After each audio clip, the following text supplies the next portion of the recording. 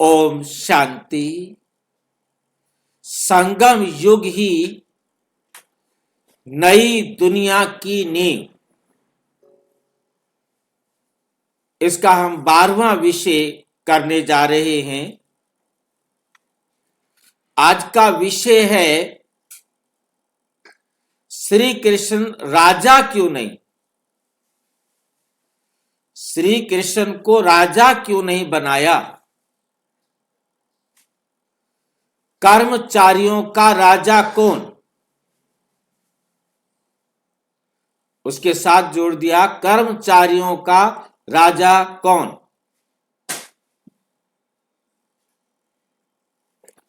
श्री कृष्ण राजा क्यों नहीं,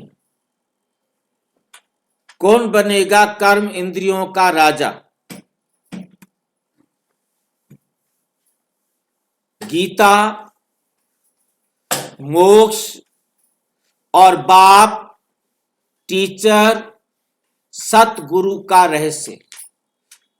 गीता, मोक्ष और बाप, टीचर और सतगुरु का रहस्य। क्या रहस्य है दोनों में? तो 5 चीजें हैं, गीता, मोक्ष, बाप, टीचर और सतगुरु। आवश्यक सूचना, ये वीडियो प्रजापिता ब्रह्मा कुमारी ईश्वरीय विश्वविद्यालय की आध्यात्मिक शिक्षाओं, मुरली ज्ञान एवं व्यक्तिगत अध्ययन पर आधारित है। इसका उद्देश्य किसी धर्मशास्त्र, परंपरा या मान्यता का खंडन करना नहीं। यह प्रस्तुति केवल आत्मिक जागृति, जीवन परिवर्तन और संगम युग की सही समझ के लिए है। दर्शक इसे आध्यात्मिक दृष्टि से ग्रहण करें, इसे आध्यात्मिक दृष्टि से ग्रहण करें। क्यों ये प्रश्न आज सबसे ज्यादा जरूरी है?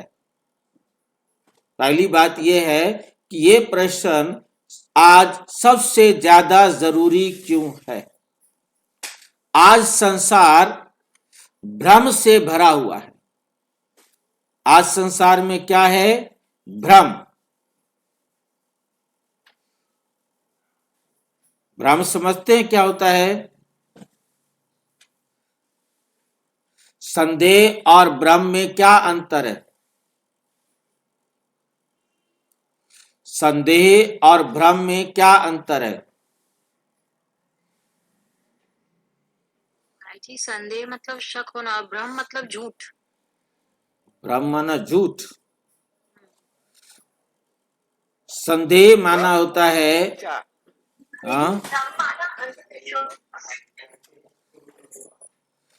संदेह माना होता है फैसला ना कर सकना कि राइट क्या है और रॉन्ग क्या है।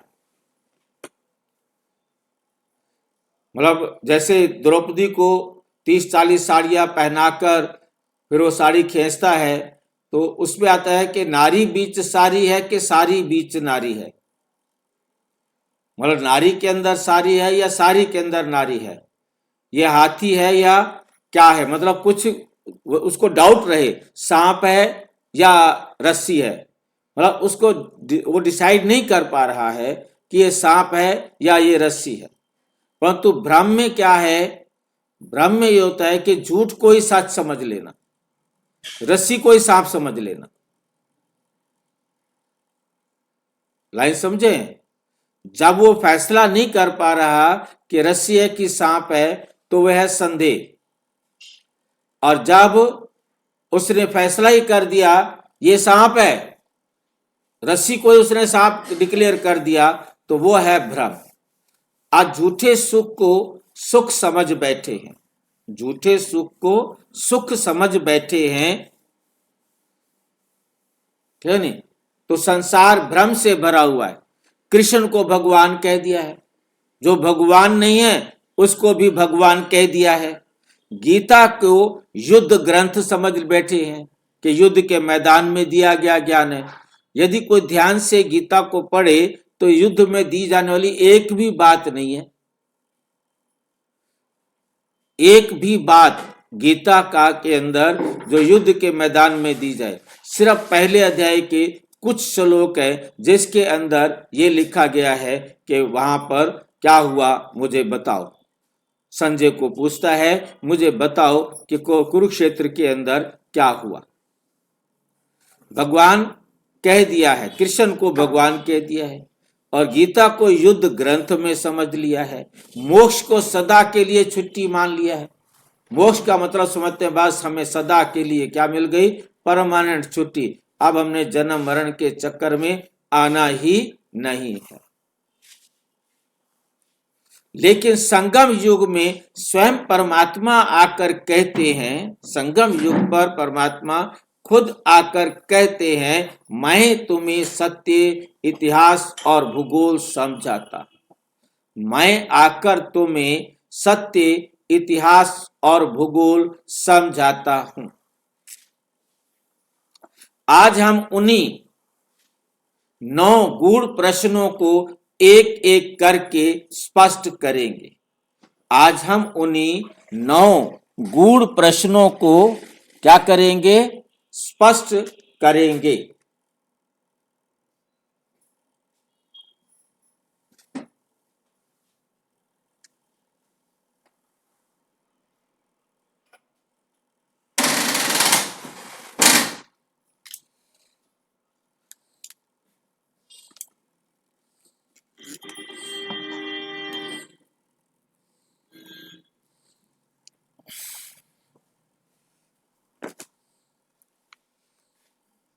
श्री कृष्ण को राजकुमार क्यों कहा जाता है, राजा क्यों नहीं?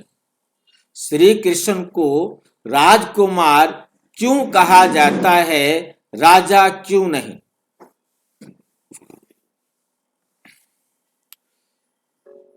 18 जनवरी 1969 को बाबा ने कहा, परमात्मा ने समझाया सतयुग में श्री कृष्ण राजकुमार है, राजा नहीं। सतयुग में श्री कृष्ण राजकुमार है, राजा नहीं। तो यहां 2 बातें आती हैं। एक बात, क्योंकि सतयुग में तो लक्ष्मी नारायण जब राजगद्दी पर बैठते हैं तो 111 शुरू होता है, 111 शुरू होता है। फिर यह कृष्ण कौन से समय पर राजकुमार होता है? क्योंकि आम दुनिया के सामने ये बात बहुत अच्छी तरह स्पष्ट होनी चाहिए, क्योंकि कृष्ण का जन्म जब होता है तो किसका राज्य होता है? कंस का राज्य होता है। कलयुग होता है, घोर कलयुग होता है, जहां मामा भी अपने भांजे को मारने के लिए तैयार हो जाता हो। तो उसे कलयुग कहा जाता है। मतलब जहां एक तरफ कलयुग था, ऐसे कलयुग में कृष्ण का जन्म हुआ। जहां आसुरी दुनिया थी तब कृष्ण का जन्म हुआ। तो वो राजकुमार ही कहलाएगा, वो राजा नहीं कहलाएगा। क्योंकि राजा तो किसको बनाया था? कंस को मारने के बाद भी राजा नाना को बनाया, खुद राजा नहीं बना। जेल से छुड़ाकर नाना को ही राजगद्दी पर बिठा दिया। कितना अच्छा बच्चा था, मामा को मारा और नाना को राजगद्दी पर बिठा दिया।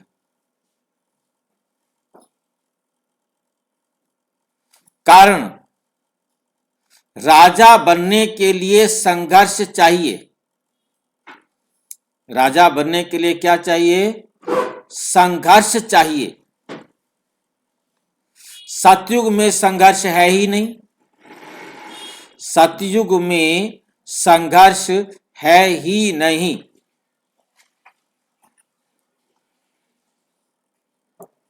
राज्य प्राप्ति का विषय प्रतियोगिता का नहीं। राज्य प्राप्ति का विषय है, प्रतियोगिता का नहीं, कंपटीशन का नहीं। राजकुमार जन्म से ही राज्य का अधिकारी है। राजकुमार जो होता है वो जन्म से ही राज्य का अधिकारी होता है। उसका बाप राजा है, इसलिए वे भी राजकुमार है।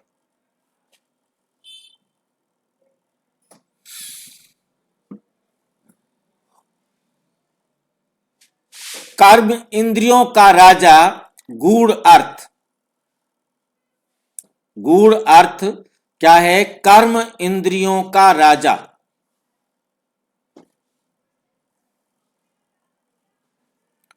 मुरली है 12 अगस्त 1968। जो कर्म इंद्रियों को जीत लेता है वही सच्चा राजा है। जो क्या करता है? अपनी कर्म इंद्रियों को जीत लेता है।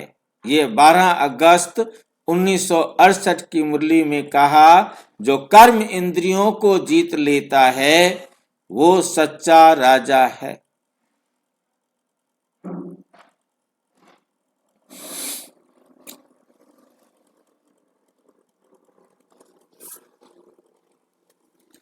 कर्म इंद्रियां आंख, कान, वाणी, हाथ, पांव, ये है 5 कर्म इंद्रियां,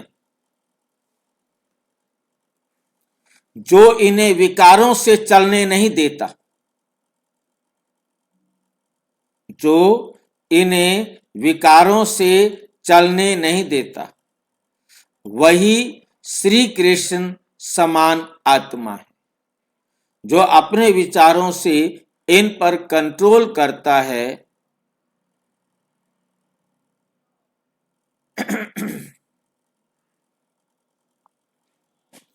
वही श्री कृष्ण समान आत्मा है। वही श्री कृष्ण समान आत्मा है।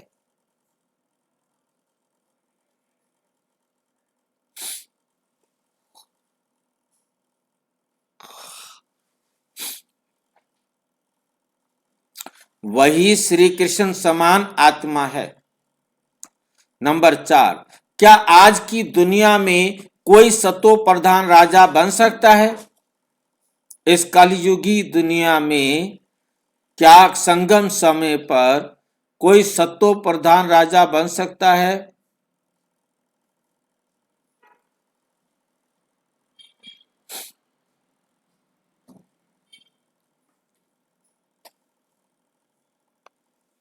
मुरली 30 नवंबर 1967।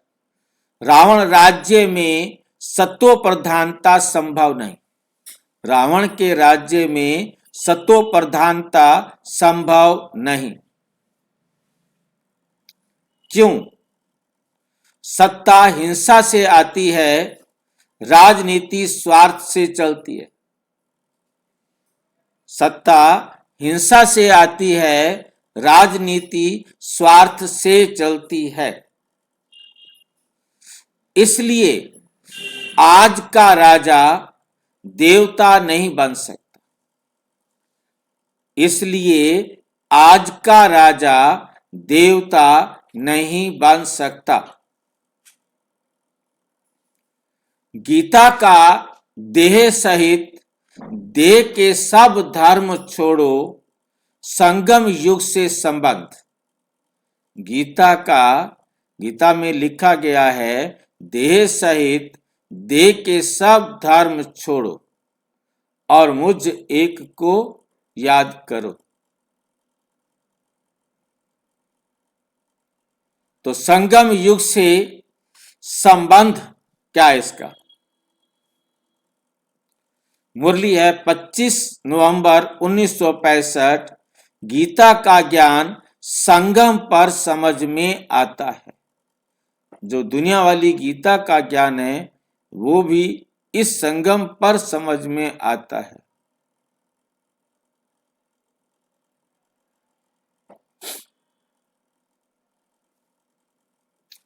अर्थ: जाति, धर्म, लिंग की पहचान छोड़ो। ये अपने दिमाग से निकाल दो कि कौन किस जाति का है, किस धर्म का है, स्त्री है, पुरुष है या ट्रांसजेंडर है। ये अपने दिमाग से निकाल दो। आत्मा है, बस ना तो उसकी जात पूछो, ना उसका धर्म पूछो, ना उसका लिंग देखो, बस ये समझो कि यह आत्मा है।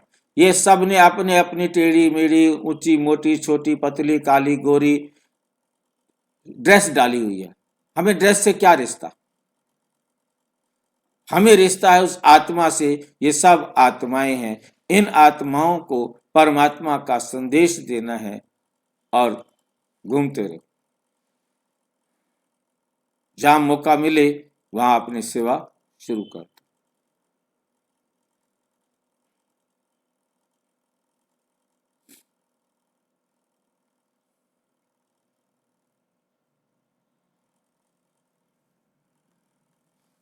अपने को आत्मा समझो। यही संगम युग की ट्रेनिंग है। संगम युग पर बाबा आकर यही हमको क्या देते हैं? ट्रेनिंग देते हैं। नई दुनिया में भोजन, जीवन शैली और निर्णय ऑटोमेटिक कैसे होंगे? भाई नई दुनिया के अंदर हमारा भोजन कैसे होगा, जीवन शैली कैसे होगी, निर्णय ऑटोमेटिक कैसे होंगे? मुरली 21 मार्च 1970।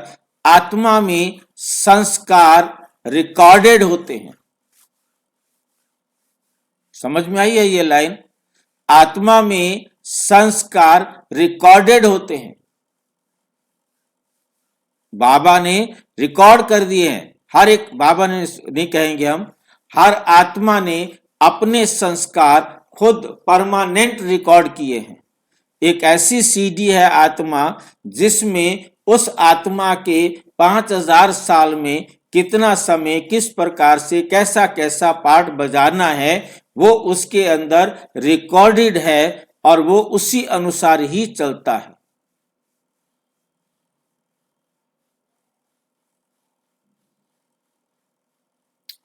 आत्मा में संस्कार रिकॉर्डेड होते हैं। नई दुनिया में शरीर सत्व प्रधान, बुद्धि शुद्ध।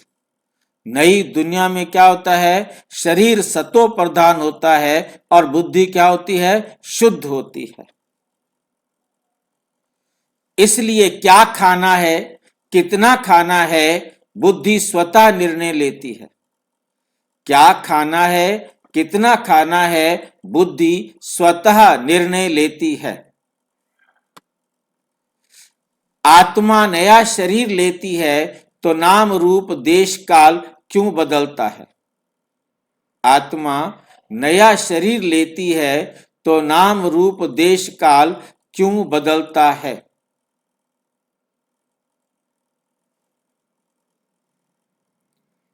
मुरली 7 फरवरी 1971।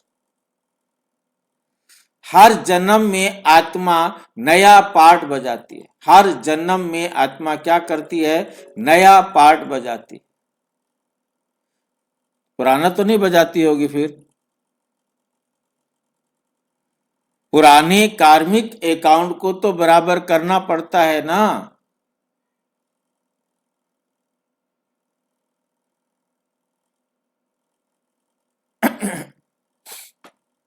हर जन्म में आत्मा नया पार्ट बजाती है, जबकि हमें मालूम है, इस बात को हम अच्छी तरह समझेंगे, पार्ट तो हर सेकंड नया होता है, क्योंकि एक कल्प के अंदर कोई भी पार्ट दोबारा रिपीट नहीं होता। परंतु जो कार्मिक अकाउंट बचा हुआ है पिछले जन्म का, वो तो पूरा करना पड़ेगा ना। पिछले जन्म का जो कार्मिक अकाउंट बचा हुआ है,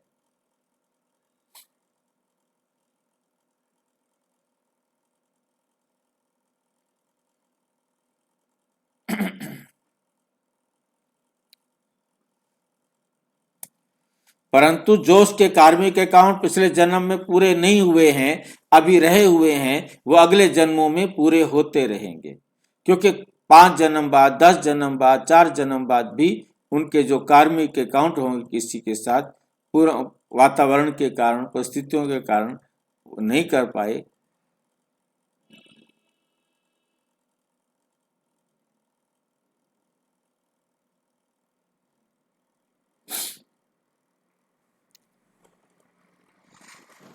जैसे अभिनेता एक फिल्म करता है, दूसरी फिल्म में जाता है, दूसरा ही रोल होता है ना, नया रोल होता है।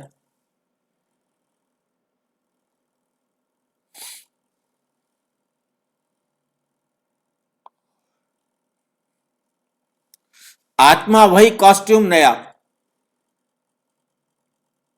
एक फिल्म में मैं देख रहा था, बता रहा था उसके बारे में, नाम मुझे नहीं पता हीरो कौन और हीरोइन कौन है, परंतु बात सिर्फ इतनी समझने वाली थी कि जो हीरो था वो कहता है मुझे सवेरे तो इसको एक प्रेमिका के रूप में मैंने बात करनी है, और उसी दिन ही शाम को दूसरी फिल्म में इसको माँ के रोल में मैंने इसके साथ व्यवहार करना है। करेक्टर मतलब फीमेल वही है, मतलब सवेरे उसके साथ वो प्रेमिका वाला रोल प्ले कर रहा है, और नेक्स्ट दूसरी फिल्म में जाकर उसने उसको माँ के रूप में रोल प्ले करना है। तो मतलब कहने का है एक ही दिन और दो रोल। तो मतलब इस प्रकार से हमें बहुत अच्छी तरह से समझना है कि जो पार्ट हमारा है वो पार्ट हमने अपना अपना बजाना है। ये कॉस्ट्यूम है, जैसा कॉस्ट्यूम पहन लिया वैसा रोल प्ले किया, परंतु हम है तो आत्मा, है तो वो भी आत्मा, उसने भी कॉस्ट्यूम पहना हुआ है, हमने एक्टिंग करनी है, आगे चलना है। आत्मा वही, कॉस्ट्यूम नया। अगर ड्रेस अनादि है तो मोक्ष क्यों संभव नहीं? सॉरी, ड्रामा, क्योंकि ड्रामा अगर अनादि है तो मोक्ष क्यों संभव नहीं, मोक्ष क्यों नहीं मिल सकता?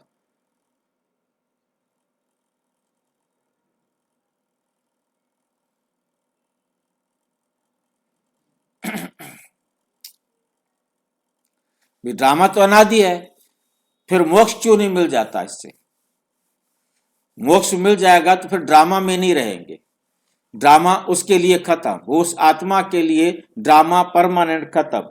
यदि एक बार खत्म होता है तो उससे यह स्पष्ट हो गया वो कभी था ही नहीं, वो कभी था ही नहीं, आया ही कैसे? आ ही नहीं सकता। ड्रामा में था तो अब भी है और आगे भी रहेगा, कोई निकल नहीं सकता। ड्रामा अनादि है, मोक्ष नहीं। इसमें किसी भी आत्मा को, किसी भी प्रकृति के तत्व को, एक छोटे से रेत के कण को भी मोक्ष नहीं मिल सकता।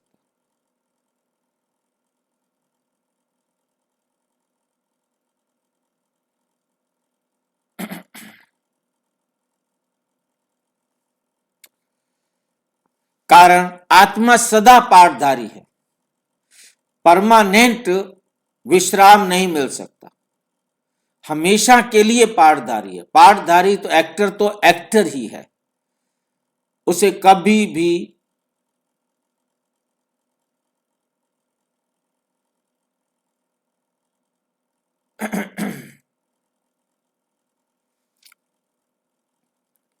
मोक्ष, कर्मों से स्थायी मुक्ति। मोक्ष का मतलब क्या होता है? कर्मों से अस्थाई मुक्ति, थोड़े समय के लिए छुटकारा मिल जाना।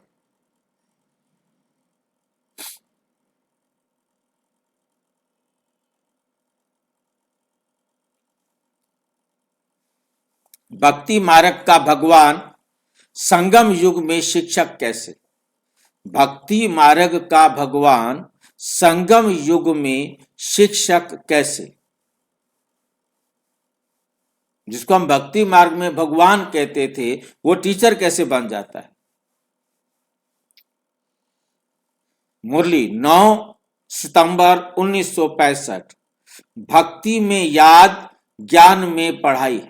ज्ञान में क्या होती है? पढ़ाई। भक्ति में याद करते हैं, परंतु ज्ञान में पढ़ाई है। पढ़ाई तो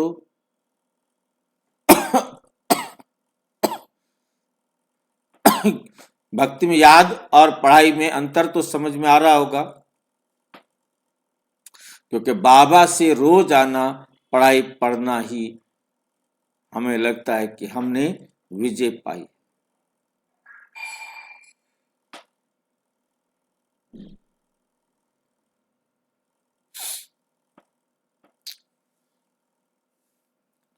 भक्ति, भक्ति में क्या करते हैं बच्चे? पुकारते हैं, हे भगवान आओ, पतित पावन आओ।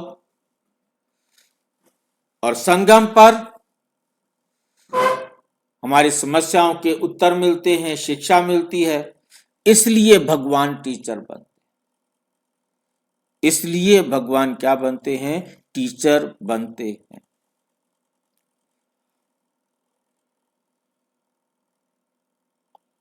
बाप, टीचर, सतगुरु, तीनों रूपों का व्यवहारिक अर्थ। मैं बाप भी हूं, टीचर भी हूं, सतगुरु भी हूं। कौन? शिव बाबा कहते मैं ही बाप हूं तुम्हारा, मैं ही तुम्हारा टीचर हूं, अब आप सो जाओ। मैं तुम्हारा सतगुरु भी हूं, सब कुछ। अब तुम्हें कुछ सोचने की जरूरत नहीं, जिधर की डायरेक्शन मैं दूं उधर ही आपको चलना है, बस एक ही डायरेक्शन।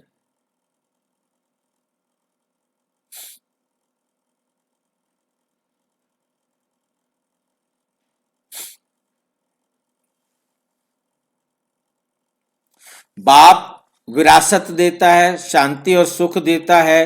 टीचर ज्ञान और समझ देते हैं।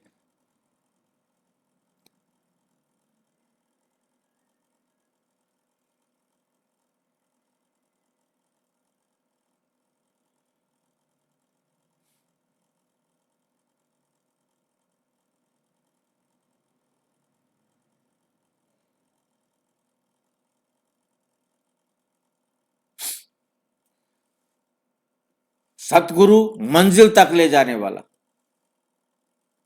निष्कर्ष, संगम युग भ्रम से सत्य की यात्रा। संगम युग पर क्या है? भ्रम से सत्य की यात्रा।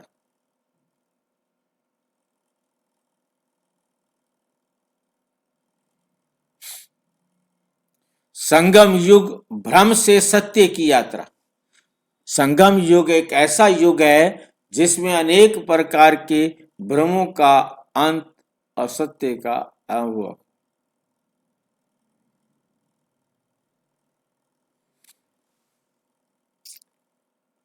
भ्रम से सत्य की यात्रा,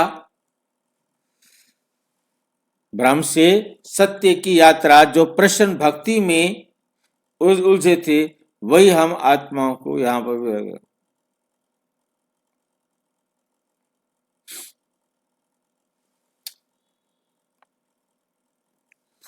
मुरली है 5 दिसंबर 1966। संगम युग एक युग छोटा है, पर इसमें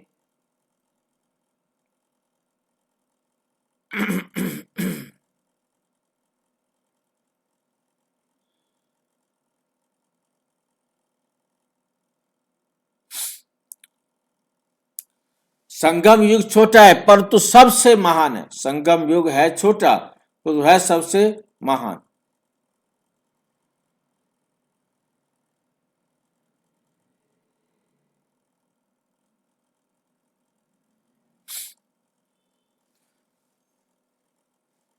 संगम युग की नई दुनिया की नींव। अंतिम संदेश, अगर आज भ्रम टूट रहे हैं, आपकी बुद्धि हल्की सी है, उसी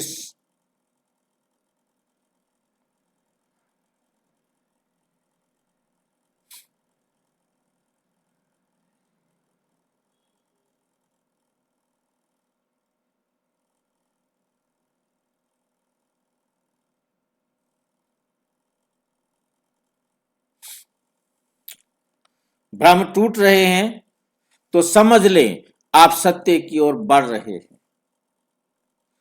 अच्छा, ओम शांति। और विस्तार से जानने के लिए प्रजापिता ब्रह्मा कुमारी ईश्वरीय विश्वविद्यालय के किसी भी सेवा केंद्र पर संपर्क करें। और यदि कोई प्रश्न है तो 9213106986 पर केवल टेलीग्राम करें। 96506922 पर केवल व्हाट्सएप करें।